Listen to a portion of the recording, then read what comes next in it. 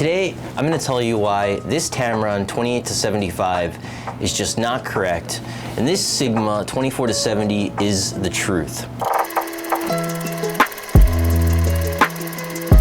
It took me about 2 painful years to learn this lesson.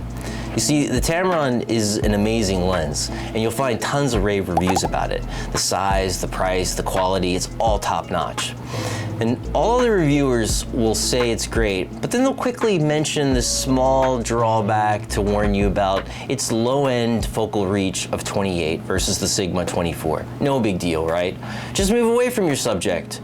Wrong. It's a huge deal, and you won't realize it until you've already had it for about 6 months to a year. It's the equivalent of the exhaust port in the first Death Star. We've analyzed their attack, sir, and there is a danger. Should I have your ship standing by?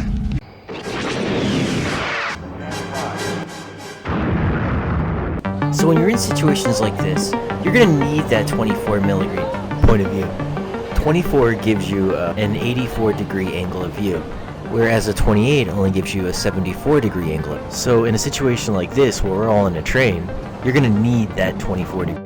The chances are you want to zoom because you want it to cover situations without having to constantly change lenses. You get a wide shot, you get a medium shot, you get tight shots, all with one lens. If you're filming a live run and gun situation, things move fast, and there's going to be a lot of times where suddenly and unexpectedly you have to get into a tight situation. And guess what? A tight situation is the worst time to want to change lenses. So if you have this Tamron 28-75 on your camera, you're gonna miss that shot. Last weekend I took my kids to a pirate train and I didn't know what to expect. So we had to form a single line and it was packed and we were all bunched up. And there was a surprise performance to our left as we boarded. And and it was really close. And I couldn't just be like, time out, I need to change lenses. So when there's a line and we have to move forward, and then, oh look, it's Captain Hook and Tinkerbell. But thanks to this lens, it cut off Captain Hook's head just at like the worst moment. This was the moment for me where I realized this lens needs to go. As soon as I got onto that train, I switched to the 24 and everything looked great coming out. I know what you're thinking. This thing goes to 75, so that should add some value, right? We're at my daughter's baseball game. Let's see if the 75 really makes a dramatic difference.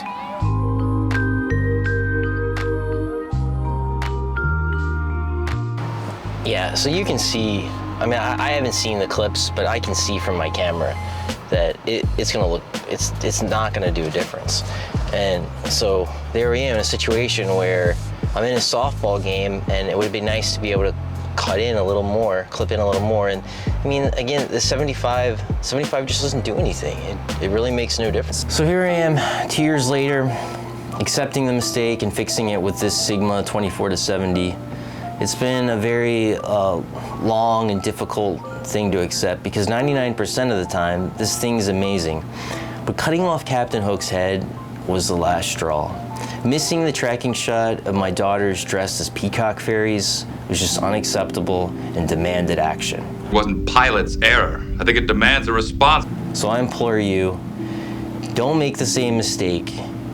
If you want a zoom lens, if you want a mid-focal zoom lens, get the Sigma 24-70. Thanks for watching. If you disagree, comment below or let me know why I could be wrong. And maybe I'll make more of these videos. So thanks again.